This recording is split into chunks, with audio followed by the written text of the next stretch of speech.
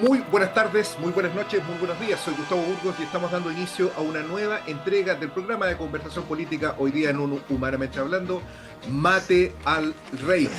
Estamos en una jornada absolutamente ya de primavera, hay un poquito de calor en el puerto de Valparaíso, los días están mejorando, al menos desde el punto de vista climático, de manera sustantiva, y nuestro director, como siempre, en los paradisíacos parajes de Escondido Beach, en Malibu, California, el gran e inexplicable Sergio Risenberg. ¿Cómo estaba, Sergio?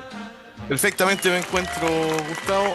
Efectivamente, el clima acá no sigue siendo de lo más Invariable. pacífico y tranquilo. Sigo disfrutando de la vida con esa tranquilidad, esa parsimonia que de vez en cuando el programa me saca y esta vez me parece que con un gran invitado. Absolutamente, tenemos un invitado extraordinario que nosotros lo hemos seguido durante mucho tiempo. La producción aquí está un poco alarmada, inclusive por la presencia de nuestro invitado, quien hemos seguido. Hay afiches, inclusive de él puestos en distintos lugares de la producción de Risenberg Producciones. Estamos muy contentos de tenerlo acá. No sé si Maradona, pero Vichy Borgi tranquilamente. Él es un legendario periodista de guerra, de una noble tradición del periodismo. No recuerdo alguna referencia similar o equivalente. Tiene un nombre enigmático, además muchos se imaginarán quién es el gran y explicable Alejandro Kirk. ¿Cómo estás, Alejandro? Bueno, un poco abrumado con esa presentación exagerada, que ojalá fuera verdad, porque el mensaje nuestro debería llegar a millones de personas y normalmente no es tanto como Así debiera. es. Así es, una brevísima recapitulación. Los hechos políticos luctuosos que han tenido lugar en nuestro país, que están marcados desde hace ya 3, 4 meses por escándalos de corrupción. Primero fue Hermosilla, luego fue Vivanco, Muñoz en la Corte Suprema, y esta tromba finalmente llegó al corazón del gobierno con la figura de Monsalve. Vamos a remitir un poeta que le gusta mucho a Sergio Risenberg, Bertolt Brecht, quien cuando precisamente se le aplica a Monsalve, que cuando me llegaron a mí ya era tarde, y vimos entonces la imagen de este hombre esposado que forma parte de un proceso político que no solamente está ocurriendo en nuestro país, sino que tiene características mundiales. Y es precisamente por eso que ese interés nuestro de llevar a nuestra audiencia a un entrevistado como Alejandro Kirk, a quien la primera pregunta que tengo que hacerles: ¿por qué te hiciste periodista de guerra y qué es lo que significa ser periodista de guerra? Gracias. Mira, yo no me hice nunca periodista de guerra, sino que eh, son las circunstancias de la cobertura de conflictos que vivimos. Toda mi vida profesional he vivido en el medio de conflictos. Me ha tocado o he participado como periodista en numerosos de ellos, y por eso me ha tocado o que me mandan o que yo me ofrezco, o porque me parece que es importante. Yo pongo ahí en mi perfil que hay que estar donde hay que estar. O sea, los periodistas somos un poco copuchentos y queremos estar donde se hace la historia. Eso me decía un periodista portugués que yo lo conocí en el Donbass y luego nos encontramos ahora en Beirut. Y, y dice, bueno, está la diferencia entre los periodistas, entre las personas que quieren estar seguras, que es lo más normal y es lo más, eh, como digo, lo más deseable, que uno busque la seguridad, y otros que tenemos esa comezón de andar donde las cosas están pasando. No sé bien cómo explicar cómo caí en el periodismo de guerra, pero yo no me gustan las guerras, así que Por no supuesto. es exactamente un placer. ¿En cuántos conflictos has estado presente en esa condición? ¿Te ha tocado estar Bueno, así? mira, cuando yo estudiaba y por llegar temprano a un diario donde yo trabajaba en Venezuela, me, el director había estallado la guerra de las Malvinas. Yo estaba en la universidad, 82, y me dijo, eran las 9 de la mañana, nadie llegaba a las 9 de la mañana, y el director me dijo, mira, invadieron las Malvinas los argentinos, y me preguntó si tenía pasaporte. Ese fue el primero. Ya. Y de allí he cubierto distintos conflictos como Nicaragua, El Salvador, eh, conflictos como el estallido social de Chile, el golpe en Bolivia, así de memoria. Estuve en África también cubriendo un poco la historia de Renamo y la liberación de Sudáfrica. Es decir, por temas de a veces casualidad, ¿no? Te toca estar donde estás y tú o te vas o te quedas. En esos lugares donde hay guerra propiamente tal, ¿se siente estar de alguna manera en el frente de batalla? ¿Ha estado en situaciones en las cuales tu vida ha peligrado, más allá del peligro objetivo que significa estar en un lugar de guerra? Bueno, sí y no, porque las guerras tienen una característica muy especial que primero ahora ya el frente de batalla es una cosa bastante difícil de describir, ¿no? Hay unas trincheras, estuve numerosas veces en esas trincheras en el Donbass y está esta guerra de drones y es una guerra de artillería, esas cargas de infantería que recordamos, ¿no? De la Segunda Guerra Mundial, de la Gran Guerra Patria soviética, con ese oficial con la pistola impulsando a sus soldados. Ese tipo de cargas de infantería ya no existen. No hay esas divisiones enteras avanzando, disparando 3 contra 1, ¿no? Más o menos La la proporción. proporción de una ofensiva, sino que está la artillería, está los cohetes y están los drones. Y cuando entra la infantería son patrullas, pequeños grupos que ya entran cuando la cosa está un poco ya resuelta y vienen a consolidar el territorio conquistado por otros medios.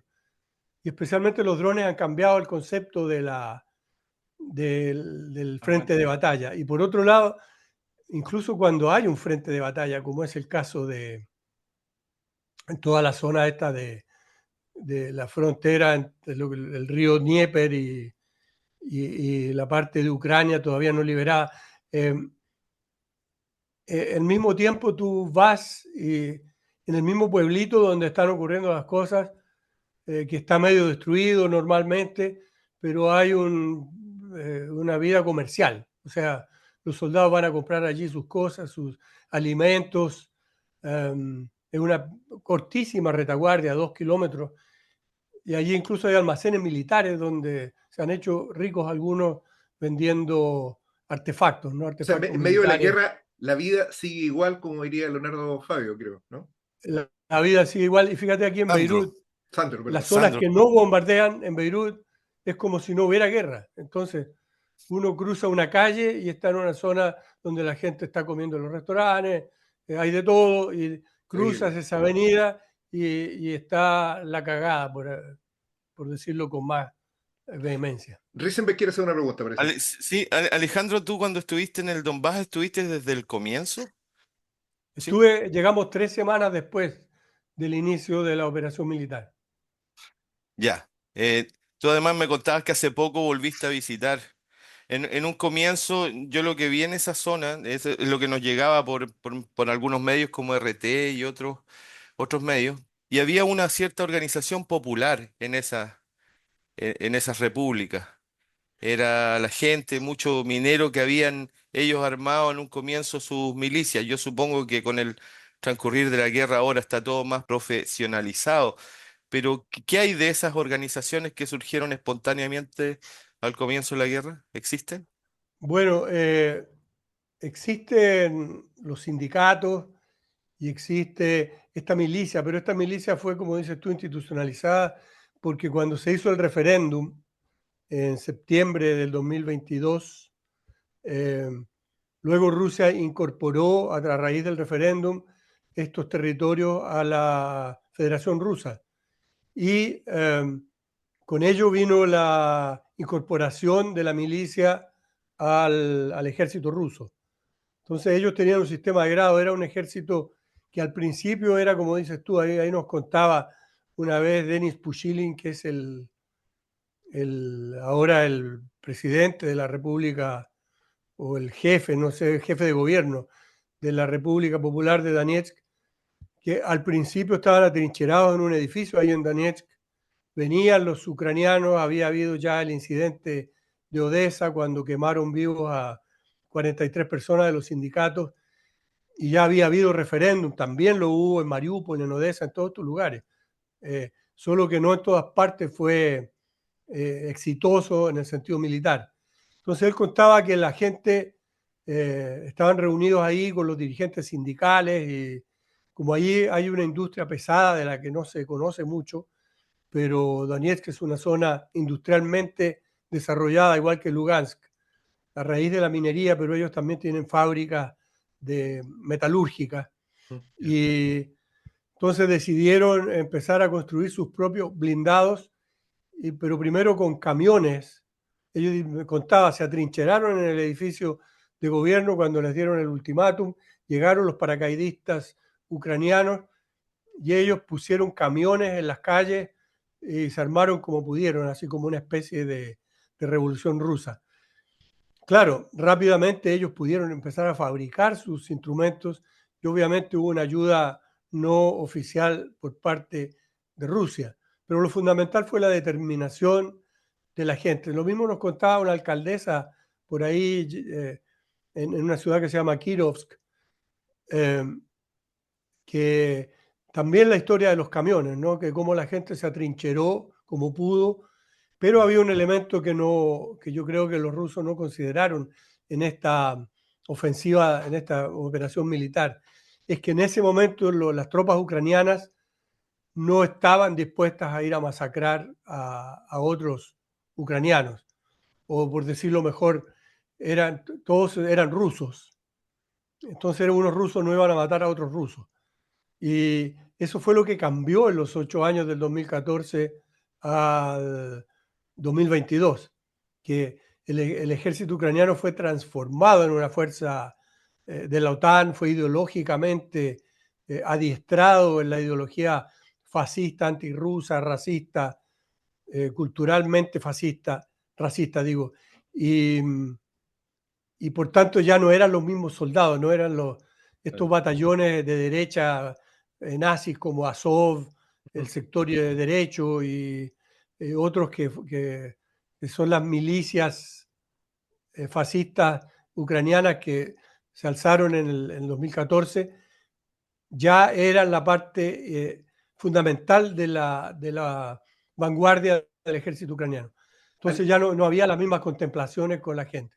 Alejandro, Yo recuerdo imágenes bien marcadas en ese tiempo cuando el ejército ucraniano trató de ir hacia las repúblicas y la gente salió a los caminos y empezaron a confraternizar con los soldados. Eso fue lo que obligó al gobierno, como tú dices, a colocar a Azov. Y lo último con respecto a eso mismo, para cerrar la idea, cuando vimos que ocurrió eso, surgió una iconografía como salida de la máquina del tiempo.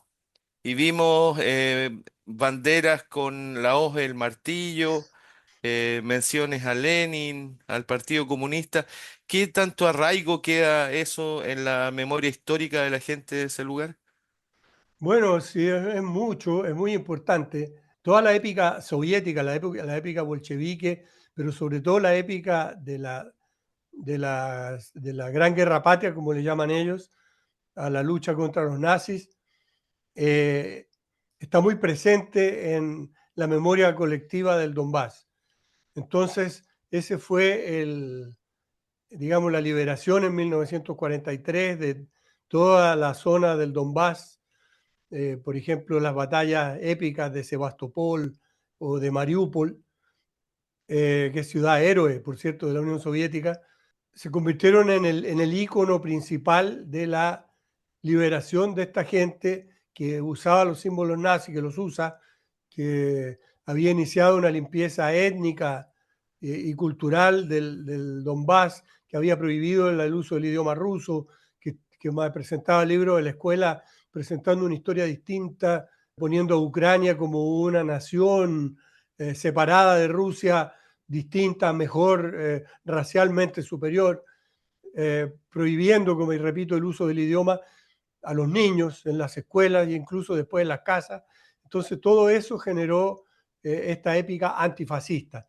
Y creo que es el factor más importante que motivó esa revuelta que tú dices, y que al principio era un poco caótica porque ellos, ahí llegó de todo, ¿no? Llegó gente comunista de todas partes del mundo, pero también había elementos ultranacionalistas rusos, fascistoides también. Entonces, todo eso fue un poco, como decimos en Chile, al lote, y, y se fue estructurando después ya una especie de ejército más suelto que la disciplina militar normal, pero que fue el que mantuvo las trincheras durante 8 años con muy poca ayuda.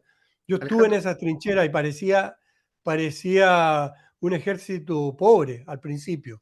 O sea, fusiles antiguos, era un poco casero todo porque el frente está ahí al lado de la ciudad, entonces, o estaba. Entonces uno se iba por lo menos cuando yo fui, me fui en un bus y después caminé. Y muchos de los soldados se iban en sus propios autos a cumplir con su jornada militar y otros días iban a trabajar o volvían a la casa a comer. Es decir, era un poco casero y esta artillería constante cayendo sobre, más o menos con ciertos horarios, cayendo sobre estas zonas de los suburbios de Donetsk. Alejandro, hay una dimensión que tiene que ver con el levantamiento popular que explica la resistencia rusa dentro de lo que antes del inicio de este conflicto se entendía como Ucrania, pero hay otra dimensión que también cuesta comprenderlo acá y cuesta comprenderlo sobre todo por la profusa propaganda cuyo guaripola en nuestro país es el presidente Gabriel Boric, en el sentido de que Zelensky sería una especie de adalid de los derechos humanos, de los valores occidentales. No sé si cristiano, Risenberg, si lo ha mencionado alguna vez, pero al menos claramente que estaríamos en presencia de una lucha de liberación nacional. Nuestro presidente dice que él no se equivoca en ese punto y que está entonces con Zelensky. ¿Tú cuál es la percepción que se tiene así desde el frente de batalla? ¿Cómo es la vida en Ucrania? ¿Cuáles son las características que tiene el otro lado de este frente de batalla que has descrito? El otro lado sería que el ucraniano. El ucraniano. Bueno, para mí es difícil porque yo no estuve en el lado ucraniano nunca. Además, no puedo estar porque estoy en una lista Por de supuesto. gente que ellos dicen que quieren matar. Entonces, eh, pues yo no podría, creo, ir a meterme allá. Pero lo que sí vi es del lado ucraniano-ruso. Primero, mira, hay gente que es igual. Es como la diferencia entre pakistaníes y ciudadanos de la India, ¿no? Que comen lo mismo, hablan el mismo idioma, tienen las mismas tradiciones. Es como Valparaíso Recordemos que Viña, es como Everton con Wanderers, como Valparaíso y Viña. más o Ya, menos, ya. porque están separados. Por ejemplo, India y Pakistán fueron separados por el Imperio Británico en la misma noche en que se, se- se otorgó la independencia, ¿no? Hay un libro de Salman Rushdie muy importante que se llama Los hijos de la medianoche. Así Y es. en ese entonces se produjo esta división que no existía antes, violenta entre musulmanes y hindis.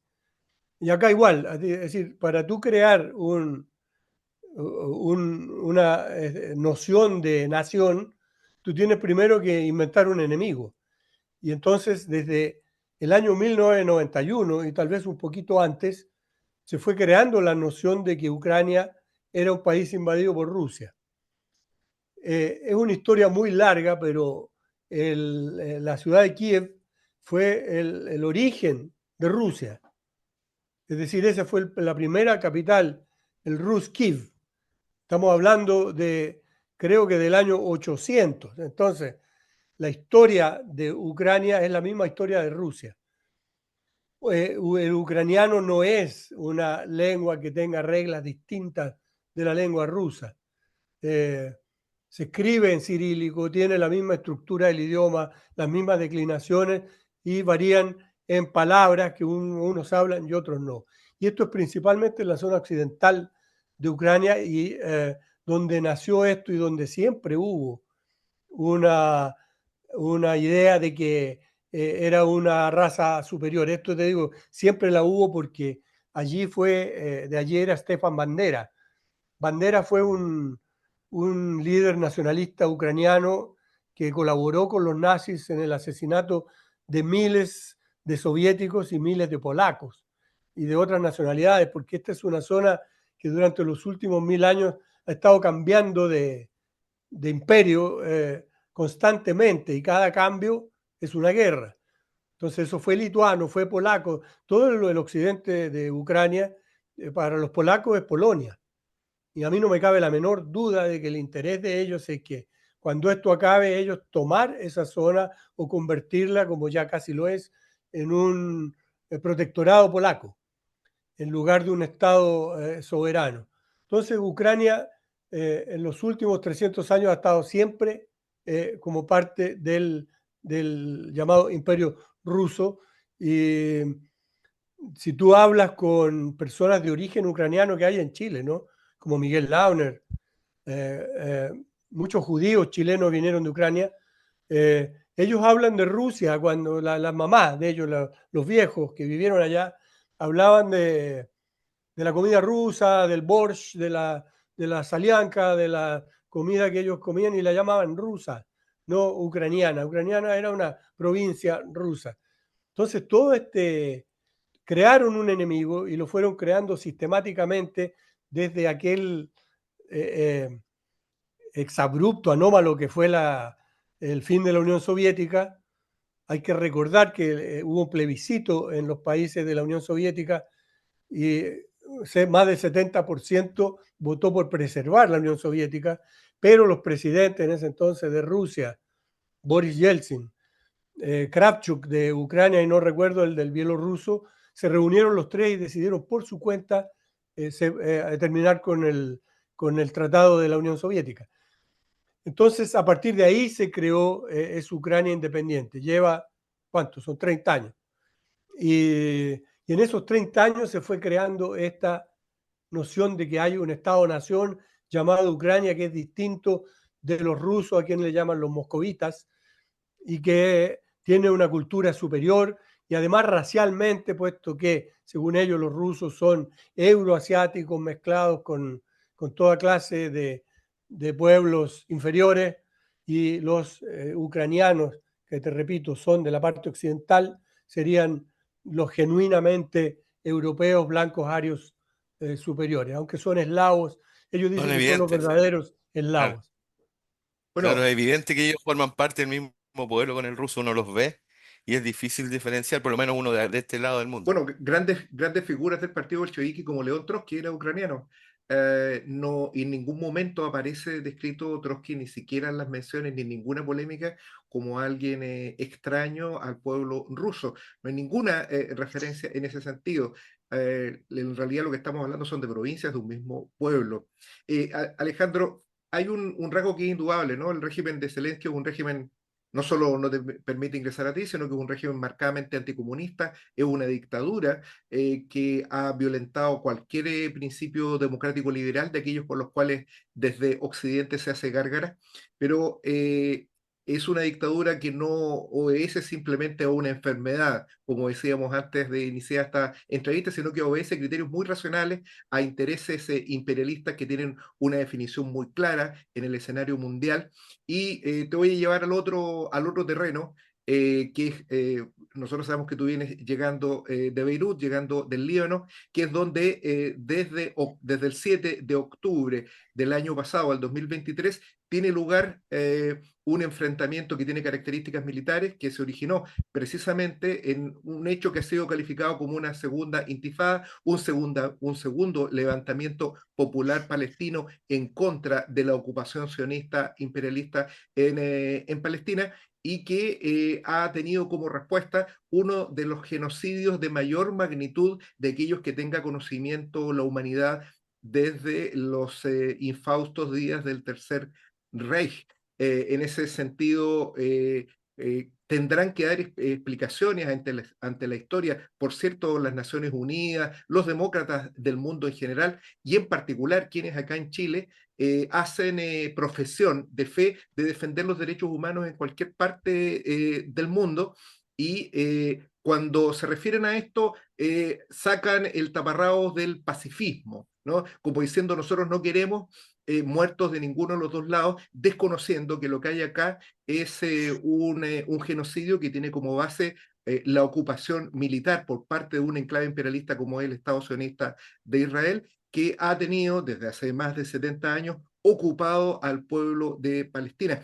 Este levantamiento popular ha merecido la solidaridad por parte de activistas y militantes en todas partes del mundo, y sin embargo, ya desde hace más de un año que las noticias se han limitado, aquellas a las que nosotros tenemos acceso, a una noción fragmentaria de hechos, muchas veces denuncias de las atrocidades que están cometiendo las fuerzas militares de ocupación sionista, pero una visión general del conflicto no se conoce, sobre todo en los medios acá en Chile. ¿Cuál es tu percepción de cuál es el estado actual del conflicto en Palestina? Sí, esta es una segunda intifada, pero la primera fue en 1987. Pero es muy distinta porque esta vez la situación mundial ha cambiado radicalmente. Estamos en un periodo de reestructuración mundial del capitalismo. Se está agotando, se agotó. Trump es el ícono principal del agotamiento del capitalismo neoliberal. Algunos consideran que es un retroceso, el retorno al proteccionismo, la fortificación de los países en torno a contra estas hordas de inmigrantes que llegan del sur, como si esto fuera una novedad, como si no hubiera gente que hace 30, 40 años estaba diciendo que esto iba a ocurrir. Y en esta reestructuración hay poderes emergentes, por supuesto, que son las economías euroasiáticas, que son economías productivas, economías basadas no en la especulación financiera, sino en la producción real, material de bienes, cuya imagen principal es el grupo BRICS. Bueno, y en este papel, en el Asia Occidental, que es el nombre correcto del Medio Oriente, está Irán, que hace, digamos, en 2006, cuando Hezbollah expulsó a Israel del Líbano, Irán era una potencia emergente, pero hoy es otra cosa.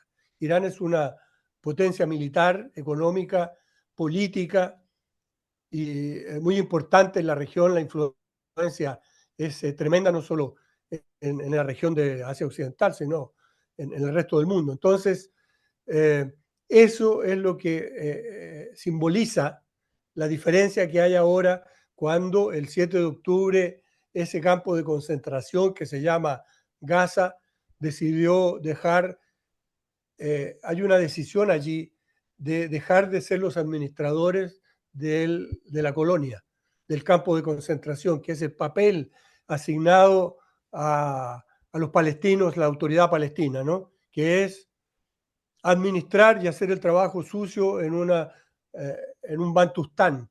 No sé si todos conocen los Bantustanes, son esas republiquitas, territorios independientes que tenía Sudáfrica y que los llamaban autónomos, pero que en realidad eran una... eran como pequeños campos de concentración también, reducciones de distintas etnias dentro de Sudáfrica. Y eso es lo que Israel ha estado haciendo con esta parafernalia creada a raíz de los acuerdos de Oslo de 1993, cuando se acordó la creación de 2 estados y se instituyó la autoridad palestina. Israel nunca ha pensado en los 2 estados. Y realmente los 2 estados es una otra falacia. Hay que recordar siempre que Israel legalmente no existe. Israel no fue un país creado por las Naciones Unidas como se ha venido afirmando desde 1947. En 1947 la Asamblea General de la ONU propone cortar Palestina entre un territorio para el pueblo judío y un territorio para los palestinos, que nunca fue aceptado ni por los palestinos ni por los árabes, y sí fue aceptado por, entre comillas, por este grupo sionista que ya se había enclavado en el lugar, que ya tenía un ejército patrocinado, armado y estimulado por los británicos, que con una campaña terrorista para la expropiación de territorio palestino. Pero esta es una propuesta, la Asamblea General nunca ha tenido el poder vinculante. Si fuera así, el mundo sería distinto, porque hace 30 años por lo menos que las Naciones Unidas vienen por una abrumadora mayoría de 198 contra 2 votos, aprobando resoluciones para terminar el bloqueo contra Cuba. Y el bloqueo sigue allí. Es decir, adoptar o no adoptar las resoluciones de la Asamblea General es optativo. Y por tanto ese Estado no tiene ese estatus legal que le quieren dar. Y por tanto el Estado sionista legalmente se puede terminar mañana y no pasa nada. Eso es Palestina ocupada. Entonces, ese alzamiento del 7 de octubre cambió la historia, yo creo, eso es mi opinión personal, para siempre, porque ya esta teoría de los dos estados no es sustentable. Israel está agrediendo a 7 adversarios al mismo tiempo, está luchando, está destruyendo el Líbano, está exterminando al pueblo palestino, está atacando a zonas de Siria, está enfrentado a Yemen, está enfrentado a la resistencia iraquí. Por tanto, un país que crea que puede vivir en esas condiciones y desarrollarse es totalmente fuera de lugar. Y la solución del exterminio ya la conocemos. La conocemos, hay palabras que quedaron en la historia, la solución final, el Lebensraum, ¿cómo se llama eso? Espacio vital. El espacio vital. ¿Quién decía eso? Hitler. ¿Cómo hablaba los nazis de los judíos? Ratas, terroristas, saboteadores, había que colgarlos en la plaza pública. Subhumanos. Es decir, subhumanos. subhumanos. Es lo mismo que estamos escuchando de este señor Netanyahu.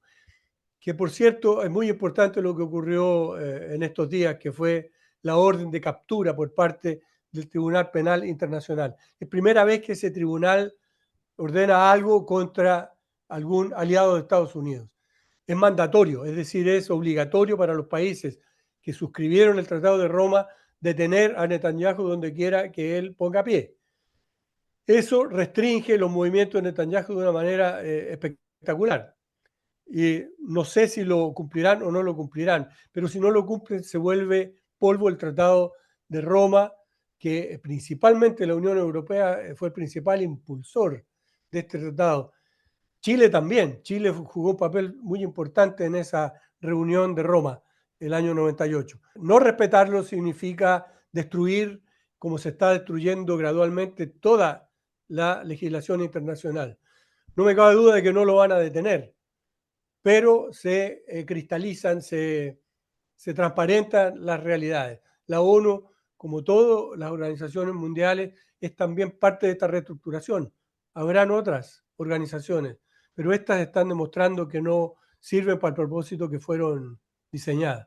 Bueno, por cierto, el gobierno de Chile debería romper relaciones diplomáticas de inmediato con Israel, atento a que representa a un gobierno encabezado por un criminal de lesa humanidad que formalmente, de acuerdo al orden jurídico internacional, tiene un pedido de captura. Risenberg quería hacer una pregunta. Sí, primero está afirmando lo que usted está de acuerdo con lo que usted decía. Sí, bueno, y yo antes que ustedes cambiaran saltaran tan rápidamente al día, no había una. Me quedó cuando tú hablaste de los corresponsales, Alejandro, recordé el caso de Gonzalo Lira, que era un corresponsal chileno que estaba en Kharkov, en Ucrania. Lira era un admirador de Pinochet, pero de todas formas estaba en Ucrania, era un chileno y Por algo está en trató de Ucrania. arrancar de Ucrania y fue muerto en las cárceles de Zelensky de Ucrania y el gobierno chileno no hizo nada.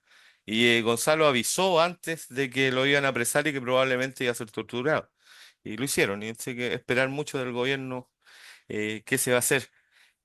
Sí, Bueno, no hay que esperar nada porque, mira, el caso de Gonzalo Lira es bastante, en la historia veremos quién era Gonzalo Lira, ya, porque su discurso es bastante sórdido todo lo que ocurrió con él. Él mismo, o sea, sí, muy él raro. había ya dicho que había estado siendo torturado, encarcelado, secuestrado por el SBU, que es el Servicio de Seguridad Ucraniano, pero después aparecía bien, entonces todo, me acuerdo que allá en el ambiente los periodistas del Donbass ¿Ya? como que no había mucha confianza en lo que él decía, pero al final se demostró cierto, por lo menos, de que lo apresaron y lo mataron, porque no hay otra palabra. Y como dices tú, el gobierno chileno, ni el norteamericano tenía doble nacionalidad, se preocupó ni hizo absolutamente nada por él. Aquí voy a hacer una digresión personal. Yo fui herido de bastante gravedad en el Donbass y nadie, ni de la embajada, ni de los amigos, compañeros que uno pensaba que tenía aquí, incluso en La Moneda, hizo absolutamente nada, ni preguntar. ¿Cuántos periodistas chilenos habían en el Donbass?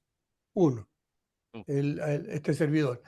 Y yo quiero solo imaginar qué hubiese ocurrido si, por ejemplo, algún periodista chileno, estando en el lado ucraniano, le hubiera caído un proyectil de artillería y estuviera en un hospital. ¿Qué habría sido, cómo habría sido la reacción de la prensa?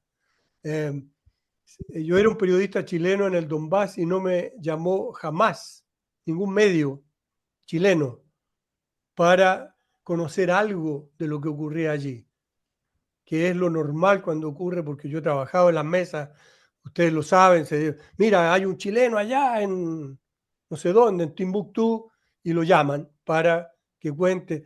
Pero como se sabía que yo no iba a contar el relato oficial del gobierno chileno, que es este que ustedes han mencionado, que Zelensky es un demócrata luchando por el mundo libre, no llaman. Entonces, no hay que esperar nada de un gobierno que realmente no sé si quiere o no puede, pero el hecho es que no está totalmente alineado. Y en el caso de Israel también, porque a pesar de las declaraciones, tenemos que eh, todo el sistema informático del ejército chileno, de las Fuerzas Armadas, todos los aparatos que se usan para la represión, toda la tecnología, la ideología, la cultura represiva es la misma, hasta los mismos vehículos que nosotros vemos que operan en los territorios ocupados de Cisjordania, esos zorrillos, esa forma de organizar la represión, solo falta que anden con fusiles. Es lo mismo, es decir, Chile es un país en esa materia dependiente de Israel. Incluso no lo sé, no tengo la información precisa, pero se dice que el sistema informático de las Fuerzas Armadas chilenas no solo es israelí, sino que los servidores están allá en Israel. Es decir, es un control absoluto y por tanto que inviten a, a militares, a israelíes a venir a Chile a estas ferias, este comercio de armamento que son la FIDAE y ahora esta feria naval en Valparaíso, no es de extrañar. Chile está totalmente alineado militarmente en la estrategia militar norteamericana contra China. Chile no está orientado a defender sus recursos, por ejemplo, la de agua en el sur, los recursos hídricos, que son de lo más importante del planeta. Chile, toda esa fuerza militar que hay allí está orientada hacia el Pacífico. El gobierno de Bachelet con Heraldo Muñoz lo planteó como una defensa de los recursos naturales del océano, como si la ley de pesca de Chile protegiera algún recurso pesquero en el país. No, hay una base de misiles muy importante de Chile en la isla de Dawson, que es secreta absolutamente, pero que es muy importante. Allí es una zona de exclusión incluso para los pescadores, los mariscadores. Allí me contaban, yo estuve ahí hace unos 10 años a raíz de un aniversario del campo de concentración, y me contaban que ahí estaba la riqueza pesquera, estaba intacta porque se prohíbe que alguien se acerque a esas aguas. Y todo es secreto, todo es misterioso. Y bueno, y me decía un parlamentario de la zona que incluso a ellos se les niega el acceso a ver qué hay en esa isla y que no es otra cosa que esta eh, doctrina militar en la cual el enemigo principal de Chile es su principal socio comercial, China. La tarea que tú llevas a cabo es profesional, tú estás relatando la guerra, pero es una tarea bien política porque en cada relato uno uno impone valores, puntos de vista que lleva a quien está dando la noticia. Eh, a nivel internacional, también los corresponsales de guerra que uno esperaría que fuera, bueno, por último, el tipo que está ahí nos va a contar la verdad, también han estado involucrados en montajes conocidos, digamos. Yo recordaba hace poco un documental que muestran a Capa, Capa, el el fotógrafo fotógrafo, fotógrafo de la ellos. Guerra Civil Española, claro. Y que estaban más o menos convencidos que la famosa foto del miliciano muriendo que tiene Capa había sido un montaje, que la habían armado y tuvieron varias tomas antes de sacar esa foto. Eso Bueno, y dicen, igual que la foto de Iwo Jima. ya, Claro, claro. por supuesto. Ah, ya. Lo de la Sí, bandera. Sí, claro. También nuestro montaje. Y yo me recuerdo en Irak, la guerra de Irak, la caída de la estatua de Hussein, que tuvimos ahí el relato en directo de nuestro hombre en Pavlovich, terreno que era Cavada, acabada, tienes Cavada, que razón. estaba subido arriba del tanque. Mm. Y después también hubieron relatos de que eso fue un montaje. Como yo no creo que hayan buenos ni malos en las guerras, solamente hay intereses que uno puede estar de acuerdo con uno o con otro, la posibilidad de hacer montaje está siempre presente. Eh, ¿A ti te ha tocado tener que enfrentarte ante el dilema moral que estás viendo que concretamente se está armando un montaje de las fuerzas militares delante tuyo? no, no así tan explícito.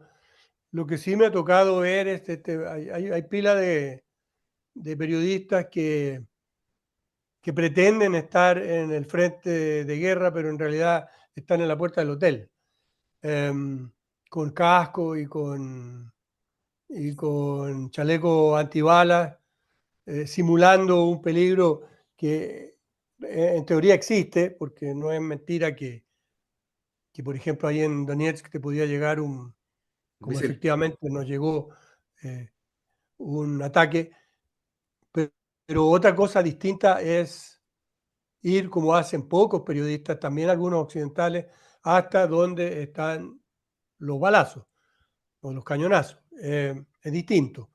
Eh, Sobre montajes, mira, hay una cosa que hay que entender. Esto, la verdad es siempre relativa.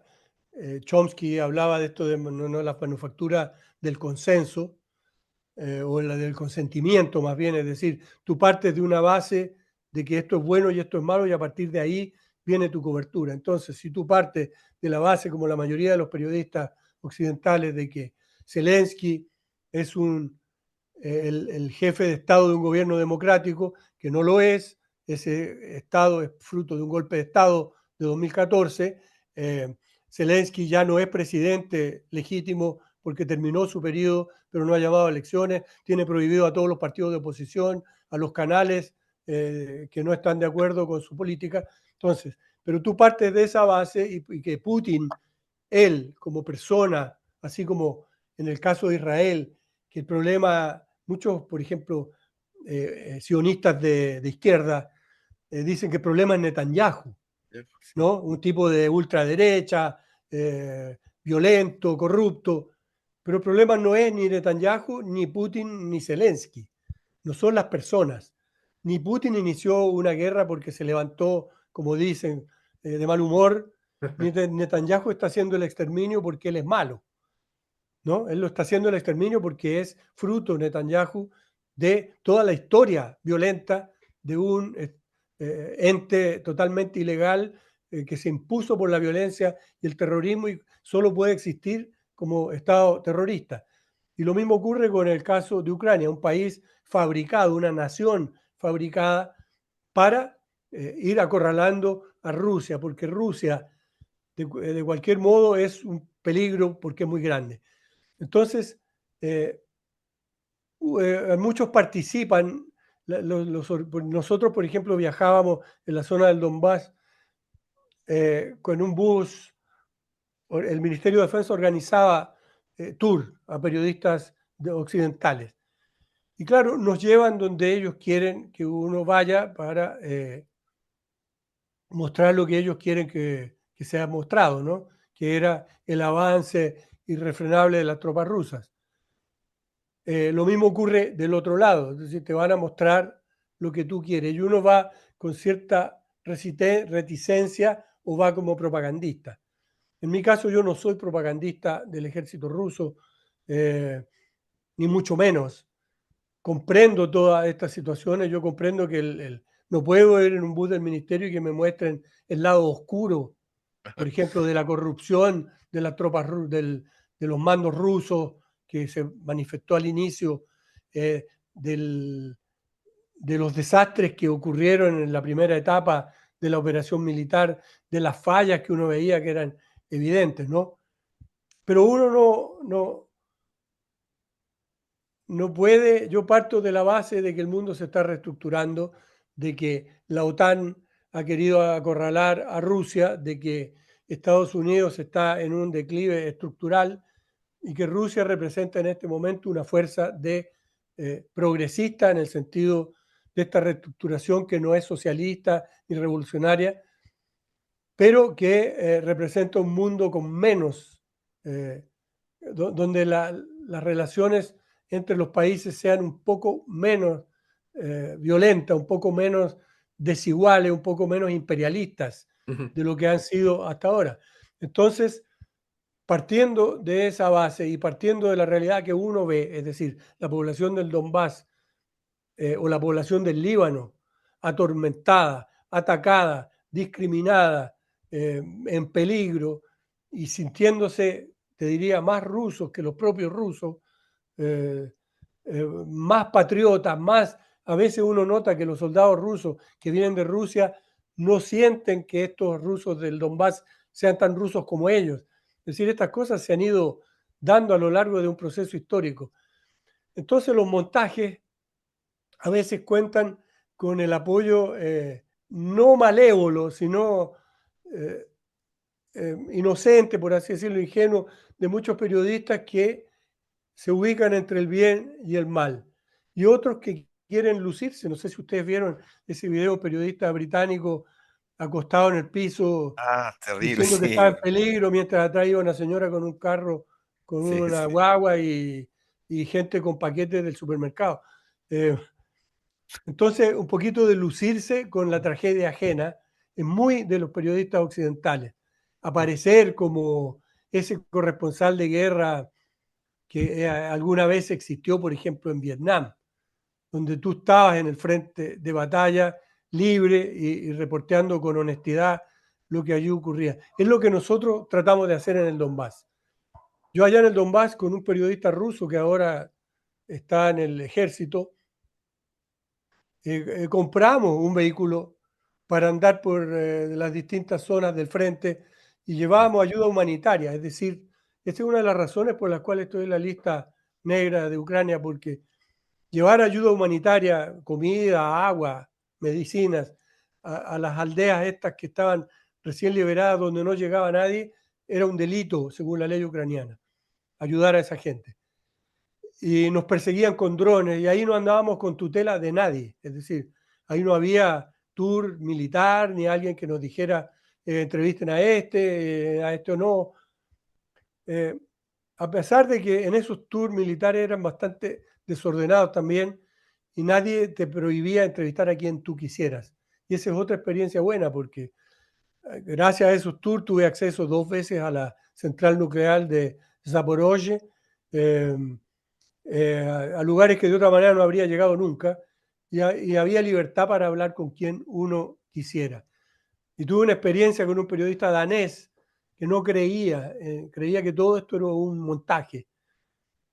De alguna manera lo era porque, como digo, ellos no te van a llevar a mostrar, mira, este es el general corrupto, pero te llevaban a lugares y este pidió a este periodista ruso que le tradujera para ir al lugar que él quisiera y fuimos. Entonces se metió a todos los lugares y en todas partes le dijeron lo mismo. En una ciudad que había eh, se había liberado hacía poco, pero sin combates.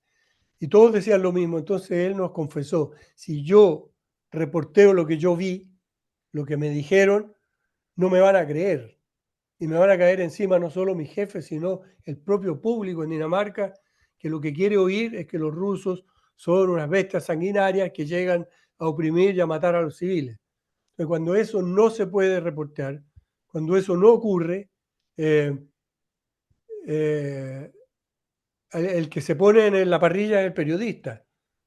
Entonces a él lo obligan a mentir. Y me decía, me están obligando, busca a alguien. Entonces él preguntaba, ¿dónde puedo ir? Y le decían, anda a Moscú, anda a Leningrado, o sea, San Petersburgo. ¿Por qué? Porque allí sí iba a encontrar gente que le hablara contra la guerra. Contra la guerra, claro. No en la Alejandro, zona de guerra, sino lejos de la zona de guerra. Alejandro, tú estuviste hasta hace poco en el Líbano. ¿Cómo Hasta hace podrías 4 días, 5 días.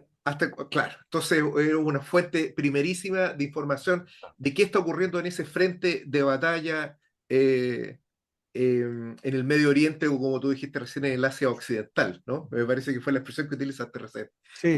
¿Cómo está, cuál es el ambiente que se vive? De qué manera se expresa la resistencia del pueblo árabe a este inaudito ataque por parte de las fuerzas criminales del Estado de Israel? Mira, ahí hay una cosa que tampoco se entiende en Occidente. La mayor parte de la resistencia la realizan los musulmanes. El Líbano es un país inventado por Francia. El Líbano no existía, nunca fue. El Líbano era parte de Siria, como casi toda esa región. Y en el año 24, los colonialistas franceses, después de haberse repartido la zona junto con Gran Bretaña, inventaron Siria y Líbano como países aparte. Entonces, el Líbano es la mitad de la población más o menos es cristiana, maronita o coptos, y la otra mitad es musulmana, entre chiita y suní. Y la mayor parte de la resistencia es de los chiitas, que son el grupo de Hezbollah, que es un partido político y a la vez tiene un brazo armado y es una fuerza religiosa. Cumple estas 3 características que le dan una peculiaridad en cuanto a su efectividad. ¿Cuántos hombres militan en Hezbollah? Bueno, eso nunca se sabe, pero ellos tienen parlamentarios y prácticamente tienen todo el dominio territorial en toda la zona sur de Beirut hasta la frontera con la Palestina ocupada. Estamos hablando Ese de es el miles, nombre real. El de nombre miles. real de Israel es Palestina ocupada. Ya. Y ejercen un dominio incontestado porque se han convertido en la principal fuente de resistencia. Hay más, es decir, hay otras milicias de Amal, otro grupo chiita, de otras milicias, la yihad islámica y otras formaciones como el Frente Popular para la Liberación de Sí. Palestina. Toda esa gente operan ahí en la zona de la frontera, pero Hezbollah tiene la hegemonía absoluta. Pero aparte de esto, ¿qué pasa con este aspecto religioso? Que la mayor parte de la gente, pues yo estuve el año pasado allá, quiero contar eso, un mes y medio en el sur del Líbano, en la frontera, cuando todavía la guerra no adquiría la característica que tiene ahora. Y tú hablabas con la gente y la gente ve a los jóvenes de Hezbollah como sus defensores, no como lo presenta Israel, como una dictadura, igual como presenta Hamas, como una dictadura que se ha establecido entre medio de la población. Son guerrillas, Hamas y Hezbollah son guerrillas, no son ejércitos ni estados, no tienen tanques, ni aviones, ni, ni paracaidistas, ni fuerza aérea, no tienen eso. Por eso que Israel tiene esa capacidad que no tiene en Irán, por ejemplo, de ir a bombardear donde quiera, porque tiene el dominio completo Aéreo. del aire Mm, y del mar. mm. Y entonces yo empecé a preguntarle a la gente ahora, en este último viaje, a los desplazados, que hay centenares de miles. Beirut está lleno de desplazados del sur y desplazados del sur de Beirut también. Fíjate que no encontré uno que me dijera que, que se siente víctima de una guerra injusta propiciada por Hezbollah, sino que se siente víctima de una agresión de su eterno agresor, que es en 3 generaciones ya el ente este ocupante, ¿no? Y que ellos, muchos me dijeron, bueno, yo perdí mi casa, pero no importa, esto va a acabar y vamos a volver y vamos a reconstruir todo. Y es una actitud que yo no esperaría, por ejemplo, aquí en Chile de ninguna manera. Poco lloriqueo, poco, muy poco, casi nada. Pocos lamentos, poco andar culpando a cualquiera de lo que te pasa, sino sentirse parte de una cultura y de una tierra. Y eso es algo que obviamente los ocupantes no pueden entender, porque aquí en Chile lo vivimos también. Nosotros, creo que todos los tres que estamos aquí somos hijos de inmigrantes o nietos de inmigrantes. Lo que siente un mapuche no lo sentimos nosotros, seamos sinceros. No hay ese apego al olivo, por ejemplo. Que uno, morir abrazado a un olivo es algo que uno encontraría tal vez tonto, porque uno puede irse, ¿no? Se va, Algunos tenemos otros pasaportes. Bueno, eso pasa con el ocupante. Ellos tienen todos otros pasaportes, su familia, su gente, su pasado, sus raíces están en otro lado. Ellos no, estos no tienen a dónde ir. Entonces están ahí y la muerte tiene otro significado en el sentido islámico. El otro día Nicolás Hadwa comentaba que el Islam no es solo una religión, sino que es una cultura, una manera de vivir y de comprender el mundo. No es cuestión de ir a misa o orar todos los días como hacen ellos, sino vivir de una manera y entender todo de una manera distinta. Y eso cuesta entenderlo, que entender que la muerte, por ejemplo, sea considerada un premio, ¿no? Genuino. O sea, nadie quiere morir, pero no es trágico morir. Y eso es lo que está metido en las personas que yo vi. Y no es resignación, sino que es, eh, al contrario, es como una motivación para resistir. Seguramente hay gente que piensa distinto, seguramente son muchos en el Líbano, pero con toda honestidad no puedo decir que conocí uno solo que me dijera algo distinto. Heisenberg. bueno, quienes tienen una mirada menos religiosa del Frente Popular de Liberación Palestina, que tiene un origen, una base marxista, digamos, su Exacto. fundación. Eh, esto es un poco de la proyección, ¿ah? Yo creo que todo el mundo de la gente que está ahí, los que estamos afuera, igual pensamos a dónde va a terminar todo esto. Yo recuerdo, no sé si tú te acuerdas de los Tigres Tamiles, que era un Sí, grupo, ya, en Sri eh, Lanka.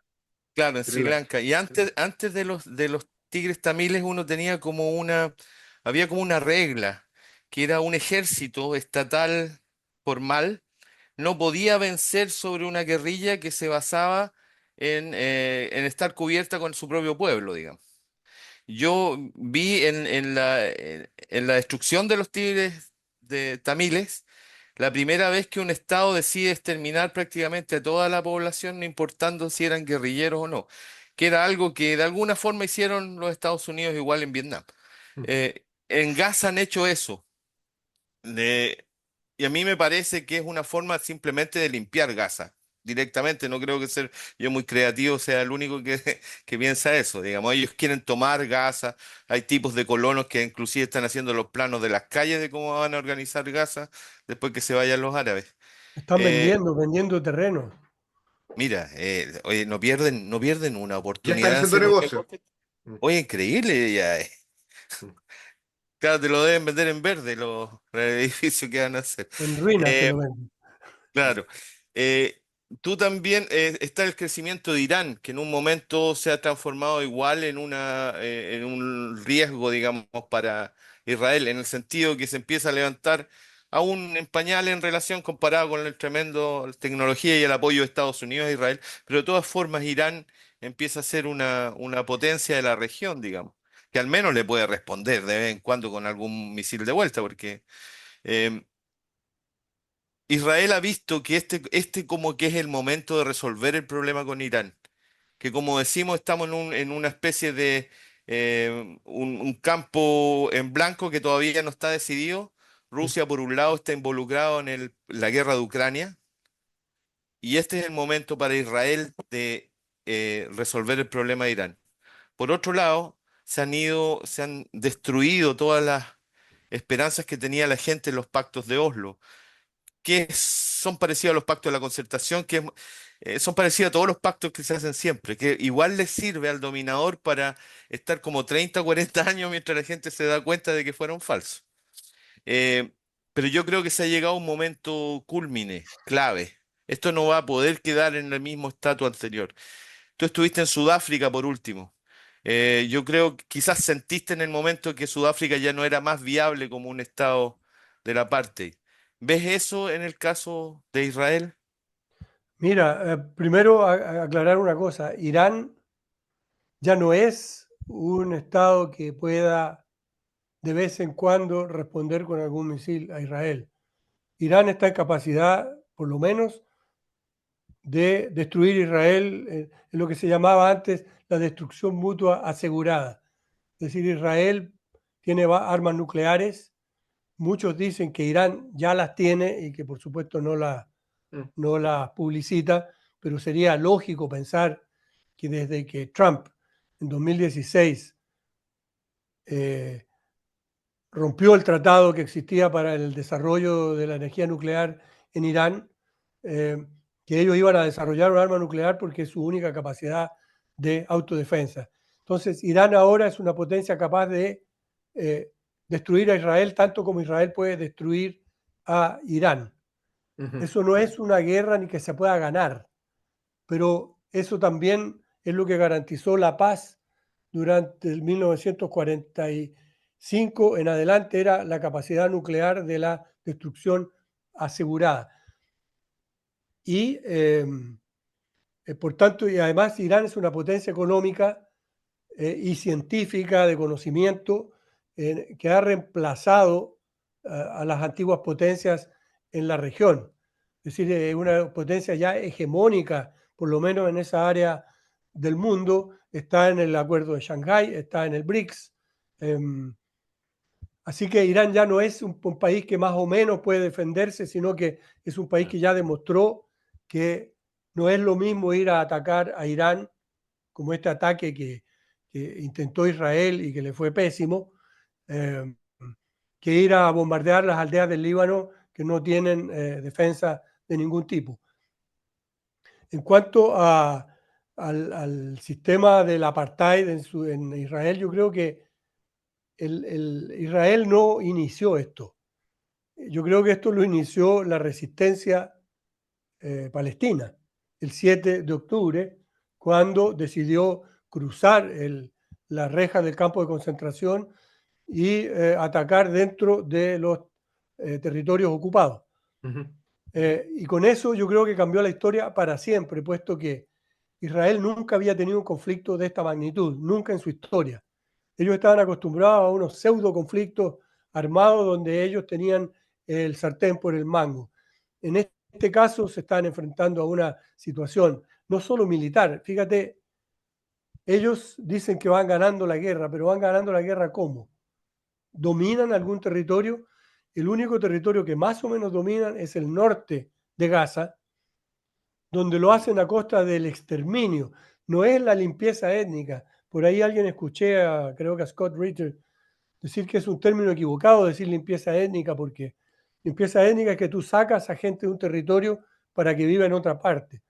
Esto es exterminio, es decir, acabar con el pueblo palestino, Genocidio. porque genocidio. Y, pero militarmente, por ejemplo, en el sur del Líbano, ellos no han controlado, el otro día informaron que estaban a 100 kilómetros de Beirut, y eso lo reprodujeron medios occidentales. La frontera está a 100 kilómetros de Beirut. Es decir, estando, Sí, sí, lo vi. Ya, Ya, sí. y ya, esto no es una... sí. Ellos intentan, ahora hay una batalla épica que se está realizando en esta invasión terrestre que ellos están intentando en la ciudad de Jián, donde yo estuve principalmente un mes y medio. Y esta ciudad, pues, ellos parece que intentan partir el sur del Líbano en dos. Pero la frontera entre Líbano y Palestina ocupada son unos 35, 40 kilómetros. Mm. No es... El Líbano es chiquitito, tiene 250 kilómetros de largo. Entonces, cuando ellos dicen que están a 100 kilómetros, es decir, que están donde siempre estuvieron. y no han logrado avanzar ni 100 metros. Ellos entran, se toman unas fotos, hacen un video y se van porque están enfrentados a una fuerza guerrillera. Eso hay que entenderlo siempre. Cuando alguna gente bien intencionada, yo creo, dice por qué no pelean en otra parte y no entre medio de la población, porque son guerrilleros. Ninguna fuerza guerrillera pelea a campo abierto porque está en inferioridad total de condición y porque su base es justamente la población. Entonces, por eso están moviendo, por ejemplo, en el caso del Líbano, tratando de que toda la población del Líbano, toda, se mueva hacia Beirut. Ellos han impuesto una zona de exclusión en un río que se llama Agualí, y ese río está a 25 kilómetros de Beirut. Y ellos quieren que toda la población se vaya al norte de ese río. Entonces ellos quieren tomar por lo menos los primeros 40 kilómetros del sur del Líbano con el pretexto de eliminar a Hezbollah, pero con la razón principal que es que siempre han querido tomar un río que se llama Litani, que es la fuente de vida de todo el Líbano. Y ellos quieren apropiarse de las aguas, porque eso es lo que han hecho siempre, en las alturas del Golán, en Galilea y en el Cisjordania. Un objetivo económico. Es un objetivo de, claro, de apropiarse del agua, que es el producto más valioso en esa zona. Pero al verse en esta situación están reaccionando, es mi opinión, con, digamos, arrancando hacia adelante. Entonces vamos a resolver el problema palestino, el problema árabe. Entonces, para mí es un delirio porque eso requiere el exterminio de decenas, si no cientos de millones de personas, de los árabes, que son todo lo que rodea al ocupante, porque es una tierra ocupada. Entonces ellos son 8 millones de personas que están en un territorio donde están rodeados por cientos de millones, con gobiernos, es un enclave imperialista, como dijiste recién, Sí. porque tiene un motivo para estar ahí, ¿no? Ese es un punto de control de Occidente sobre una zona estratégica. Está el canal de Suez, está toda la energía que se produce ahí, petróleo y gas, y están los gobiernos cómplices que han contratado, convencido, por ejemplo, Jordania, los Emiratos Árabes Unidos, todas estas monarquías feudales familiares del Golfo Pérsico, que son colaboradores de Estados Unidos y de Israel. Entonces, como Estado, Israel no tiene viabilidad en estas condiciones porque, repito, más de 100.000 colonos del norte de Israel han tenido que abandonar sus asentamientos ya más de un año, viven en hoteles a costa del Estado. En el sur, vecino a Gaza, también han abandonado los kibbutz y los asentamientos coloniales, y ellos entonces deciden que la única solución a esto es matarlos a todos. Pero esto es la situación de alguien que está acorralado, no de alguien que tiene confianza en su propia seguridad. No es un Y en el proyecto momento que político. claro, no es un proyecto político, es totalmente arbitrario y no tiene razón de ser, porque estas personas son colonos. Mira, basta ir a mirar, yo estuve en la frontera ahí mirándolo. Si tú miras todos los videos de los asentamientos y de las israelíes, son todas ciudades del norte de Europa. La arquitectura, la organización urbana, los materiales que ocupan, ellos no son de ahí. Y eso uno lo ve en un minuto. Por ejemplo, ese asentamiento de Metula que está pegado, que es la misma ciudad de aquí, de Heam. Entonces hay un muro y aquí hay una ciudad de Asia Occidental, árabe, y al otro lado hay un pueblito noruego o polaco, ¿no? Donde está tiene, Heidi. Ahí está Heidi. Esa claro, es la identidad exactamente. cultural que tienen, claro. Los pueblos árabes son circulares, ¿no? Y esto tiene las calles cuadradas de Europa. Entonces ellos no son semitas.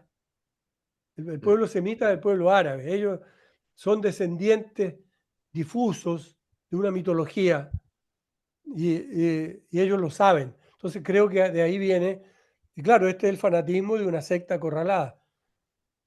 Que Sí, Bueno, pues. En eso Sudáfrica de parecía que iba a ser para siempre y de repente cambió y cambió Bueno, porque yo quisiera volver a hacer una cita, no es primera, segunda, tercera, quizás cuarta vez que citamos al Tercer Reich en este programa. No es algo que habitualmente hagamos, pero también quiero citar respecto a lo que tú estás diciendo, entre otras cosas porque por inclemencia de la producción tenemos que ir cerrando esta entrevista, pero no quiero perder la oportunidad de señalar una cosa que fue popularizada a través de una película que se llama Indiana Jones, Alejandro, en la que se muestra un investigador que está creo que busca algo como una calavera, no me acuerdo qué cosa es, yo la verdad nunca vi ningún Indiana Jones, pero sí sé Santo Grial, creo. algo así, de que existía en la época nazi no solamente una necesidad de ocupar militarmente los lugares, sino también de dotar a esa ocupación de un imaginario histórico.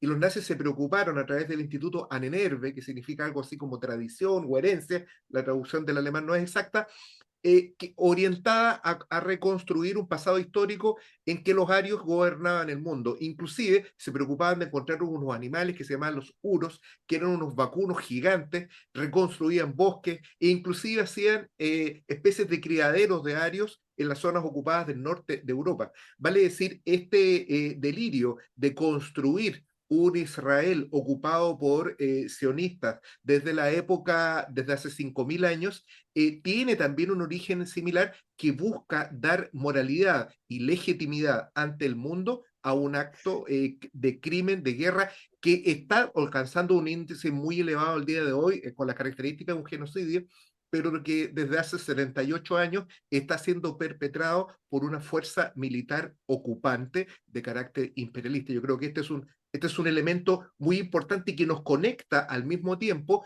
con la situación política en nuestro país. De alguna forma, el Estado chileno se comporta respecto de la inmensa mayoría trabajadora de los pueblos originarios, se comporta como una fuerza militar de ocupación. Indudablemente, nuestras Fuerzas Armadas, nuestro Estado, no es la nación políticamente organizada como se nos enseñó en el jardín infantil, sino que es la fuerza no solo de una minoría explotadora de la burguesía chilena en este caso, sino que a su turno también de las grandes fuerzas imperialistas que están detrás de estos conflictos militares que hemos revisado de una manera, para mí, tengo que decir, vertiginosa. He tenido que he observado esta información, esta entrevista, recién debe estar de acuerdo, y luego gesticular aquí al lado de la cancha, ha sido realmente muy emocionante esta entrevista. Pocas veces hemos tenido, digamos, la oportunidad de sentir, en las palabras de Alejandro se respira el espíritu de la guerra. En algunos momentos pude escuchar el paso de los obuses y de los misiles por sobre sus palabras. No sé, Rizel, si Pasaban quieres, cerca de él. pasaban A él le cerca de él. pasaban cerca. Alejandro, Yo para el quiero cierre, hacer, para el por favor, cierre, Rizel. la pregunta mía también. Esta Sí. es una pregunta más personal, Alejandro. Eh, Yo no quiero provocarte ni malas emociones ni nada por el estilo, digamos. Te tenemos un gran cariño, no nos gustaría hacerte pasar por un mal momento. Pero una pregunta personal. Ustedes, los corresponsales de guerra, están metidos digamos, en momentos que son para nosotros por lo menos un infierno, que es ver la muerte, el sufrimiento, gente inocente, niños y todo eso. Yo recuerdo a un corresponsal de guerra que fue Kevin Carter, que sacó esas fotos de la hambruna en el Sudán, creo. Y había un niño que estaba muriendo de hambre y detrás se veía los buitres esperando que terminara, que muriera. Kevin Carter ganó, murió. claro, murió. Kevin Carter ganó un Pulitzer por esa foto que sacó. Y luego de ganar el premio se suicidó, porque torturado por esos pensamientos. En la carrera que elegiste y la profesión que llevas a cabo tiene ese lado también, el ser testigo del sufrimiento y de lo más bajo del ser humano. Eh, Ustedes, los corresponsales, son una especie de secta de logia internacional, se conocen entre ustedes. Y cómo manejas tú eso, el problema psicológico de estar enfrentando la guerra constantemente? Mira, no, secta o logia o lo que sea, no Ya. existe. Probablemente existe entre los periodistas anglosajones Ujú. que vienen de esos medios, pero con respecto al conflicto moral, que el que tú planteas es que el fotógrafo tenía que salvar al niño o tomar la foto, que es una decisión que uno toma. Por suerte no he estado en ese caso y primero, además yo no postulo nunca a premios, porque a postular premios, es decir, como conquistar cierta gloria sobre la base de la miseria y del sufrimiento, no me parece muy meritorio. Si algún premio alguno he recibido ha sido porque a otro se le ocurrió dármelo, no porque yo postulé y presenté papeles, ni hay gente que me apoye, porque tú sabes que todos los premios se reciben así. Sobre la actitud frente a lo que ocurre, también hay distintas actitudes de cada corresponsal. Repito, yo no soy corresponsal de guerra, no es que yo elegí dedicarme a la guerra, sino que me tocó, también como me ha tocado cubrir ferias automovilísticas Ya. y concursos de belleza, no es exclusivo, pero siempre el tema para mí ha sido desde que se me ocurrió ser periodista, es la gente de a pie. Es decir, no la guerra según el Ministerio de Defensa ruso o ucraniano, no la guerra según los jefes militares, sino la guerra de aquellos que, como me dijo este soldado del que hablo, soldado periodista, que por cierto perdió un pie porque pisó una mina antipersonal. Personal. En la entrevista me dice en un documental que hice para Telesur este año, me dice, no, para Hispan TV, perdón, me dice, de los únicos que le gustan las guerras son los que se benefician de ellas. Pero si uno es capaz de mostrar lo que significa la guerra para los que la sufren, que son los civiles, que son los propios militares, ¿no? Porque los militares sufren de traumas tremendos. Yo me imagino que toda una generación de jóvenes israelíes, cuando pase la fiebre sionista, cuando ellos mismos nieguen, y no creo que falte mucho para eso, que alguna vez fueron sionistas, cuando eso pase, esta gente va a vivir toda su vida en su cabeza con las atrocidades que han cometido, porque no puede tú ir a matar niños, celebrar la muerte de los niños, burlarte de la muerte de los niños en video y después vivir tranquilo. Eso no existe. Y entonces yo resolví el problema moral porque en el Donbass, como decía, compramos una camioneta. Este compañero juntaba dinero a través de sus redes sociales y con esa plata comprábamos medicamentos, comprábamos comida y agua, la cargábamos en esta camioneta y nos íbamos a zonas particularmente vulnerables donde la gente todavía no llegaba a nadie. Y entonces cubríamos lo que había ocurrido, cubríamos el frente de combate y cubríamos el sufrimiento de esta gente desde un punto de vista solidario y además les dábamos ayuda humanitaria que era muy importante en ese momento. No era limosna, era solidaridad que prestaban. También fíjate que los propios, mira, esto me pasó muchas veces que me contaban que soldados rusos le entregaban su ración a la gente en los pueblos cuando los liberaban porque veían niños en situaciones muy duras. Por cierto, esto no ocurre con los soldados israelíes, que no solo no les dan sus raciones, sino que los matan. Pero es bien distinta la actitud, es decir, es una guerra distinta.